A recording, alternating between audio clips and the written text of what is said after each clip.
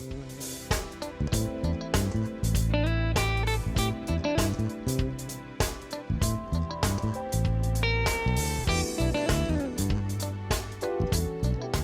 I'm Kenny Anderson, Director of Multicultural Affairs for the City of Huntsville, and welcome to Impact. Each week we bring you information about exciting things that are happening right here in our community, and today will be no different. You know, one of the topics that people often don't talk about is a topic that they probably should be talking about a lot more. Unfortunately, it's a topic that relates to grief and sadness, and it's a difficult conversation to have, but it's a necessary one to have, and we're going to have that conversation today with a couple of guests. Paula Erskine is the Executive Director of On My Way Home Bereavement Ministry. Welcome to the broadcast. Thank you for having me. It's good to have you today. Tyrone Copeland is Treasurer and Board Member of the same organization. Welcome to the broadcast. Thank you so much. It's nice to be here. You know, in introducing the topic, I said that this is a tough conversation for people to have. People don't typically sit around talking about things like death, burial, the process of taking care of arrangements. It's something that we know we should do, but we don't always do it because there's so much emotion wrapped up with it. You have an organization, which happens to be a nonprofit organization, that seeks to help people make that transition in a way that sustains dignity and provides resources for them on that journey. Tell us a little bit about what On My Way Home Bereavement Ministry is. Actually, we're a nonprofit organization that assists indigent families in Madison County and other counties in Alabama with burial. For instance, we provide a headstone, flowers, casket, or urn, providing that the funds are there to help the families. How'd you get this started? Actually, it was a dream of mine. Due to the fact that a family member passed away and he didn't have insurance, so it was a difficult time and stress for my mother and I to get the money to bury him. So that's how On My Way Home became about. And isn't that often a case where somebody has such an experience? People often say that taxes are inevitable and so is death. We're probably a lot more prepared to pay our taxes or probably deal with the IRS than we are in dealing with death. And it's a lot of the times because people just don't want to confront the reality. And I don't think it's even so much that people don't think that they'll reach that point in life where they'll die. It's just something that, you know, it's not a fun topic to talk about. So people find themselves woefully unprepared. And the average burial today is probably going for about how much if you bury a person physically without cremation? $10,000. And that's not a chunk of change that people typically have sitting around under most circumstances. I mean, in one sense, it may not seem like a lot, but it is a lot. Yes. And I've talked to more than enough people who said that they were raising funds to bury their loved one. And I want to say, you know, having lost family members, 2 sisters, a mom and dad, the last thing you want to think about in the midst of that grief is how am I going to bury my loved one? I mean, it's the absolute last thing you want to think about. So how can people, first of all, be more prepared for facing this process? And then I want to talk a little bit about how your organization comes alongside people. Want to talk? No, as you mentioned, this is inevitable. Death is inevitable, and quite often people just don't think about it. They're caught completely by surprise. And how can they be better prepared? I mean, do families need to maybe have a family meeting and talk about these things? Do people just need to maybe go visit a funeral home and talk about preparations and find out what that process is all about? I mean, we plan a lot of things. Listen, if we were getting married, we're planning the wedding. Right. We're going to plan the baby blessing. We're going to plan the graduation ceremony. We don't plan the burial. Right, so that's very important that families do get together to at least talk about the planning of the funeral. So we all know that it will happen one day, and then everybody will be prepared. So it's called a pre-need, that they can go to their choice of funeral home, and then the funeral director will guide them in the right direction on which package they can receive, or the package that they can afford. Yeah. And so And that's an important piece. I'm glad you said that, because a lot of people, I didn't know this the first time I was confronted with death.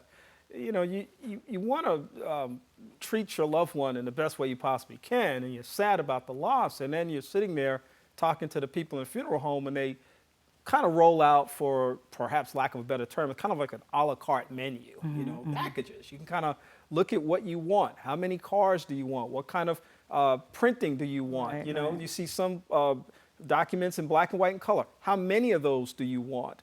You know, and everything has a dollar amount attached to it. That's the other piece too. You're kind of thinking, you know, I want to bury my loved one, but the funeral home is in a business. It's not there to hook you up. Right. It's there to conduct business. And so it's important for people, I think, to handle their business on the other side before they get to that point, so that they can kind of know, you know, where am I going to bury my person? How much is the plot going to cost?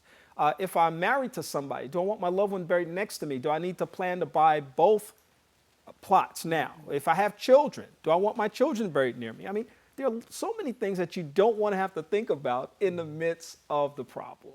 That is so true. And another option they should consider is burial insurance. Yes. That's very important. A lot of people just don't think about it. Right, right. And again, burial is different from life insurance. So again, they need to speak with their director of choice and let them explain to them the difference between burial and life insurance. And that's another important point. I'm glad you raised that as well, because there are options out there. And that's why we're having this conversation. We want people to know that there are options out there to take care of the business that needs to be taken care of. And of course, your organization evolves because you are faced with that specific challenge where there isn't enough money to bury that loved one. And so you start this nonprofit to be able to provide various services. Talk about some of the services that you do provide as a consequence of a person facing a loss. Okay. We provide, first of all, we provide grief counseling with certain counselors that just join our team. And we also, again, provide, say, for instance, who to contact if they don't have funds to cover their loved one funeral. And one of them would be the county commission's office, and every state has it. And Alabama has that office, and if the funds are there, they pay up to $500. And if we have funds to bury them, of course, we step up and give as much as we can for that burial. We wish that we can help all, but we get between 30, 40 calls a week from all counties. So, do you raise money on a regular basis as a nonprofit to be able to sustain a budget? Yes. To be able to provide for people? Yes, we have fundraisers, gala dinners to raise the money. We have private sectors that do donate, and we're working on some proposals for grant monies as well to help through the state and federal. However, the number of calls that we get far outweigh the expenses or the funds that we provide towards those services. So we are constantly playing catch up with the fundraisers so that we can have money for the families that call in that need assistance. And one other thing, you mentioned what other services do we provide? In addition to providing an urn, a headstone, casket, flowers, we provide transportation for the family members if they come from out of town, just locally to their funeral home of choice. And we also assist in providing clothing for funerals. Which would be a clothing voucher program that we offer. And it consists of 2 outfits per household. I mean, the kinds of things you're talking about, to me, speak volumes for the challenge that many people face out there when they have a loss of a loved one. First of all, people die under various circumstances, and no death notice is a happy notice. There's a degree of emotion that comes with that across the spectrum of people who are impacted by that. In the midst of processing intellectually that loss and planning for that loved one to be buried, it's difficult to grieve. Yes.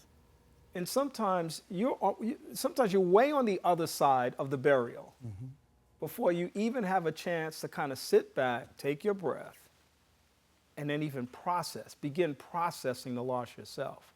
So you'll offer things like grief counseling, which is vitally important to this process. You offer things like transportation, food support, clothing support, just basic general things that people need. I like to say, and this is something I say to people all the time, because I am a mental health profession, mental health counselor by profession, and I do grief counseling.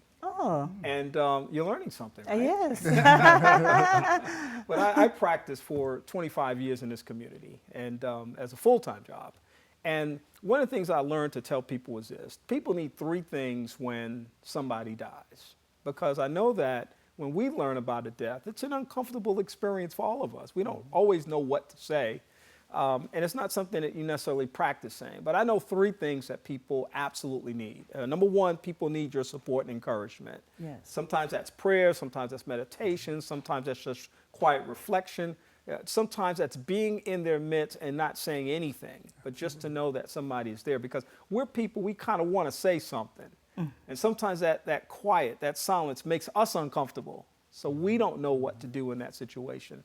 The second thing people need is food. Yes.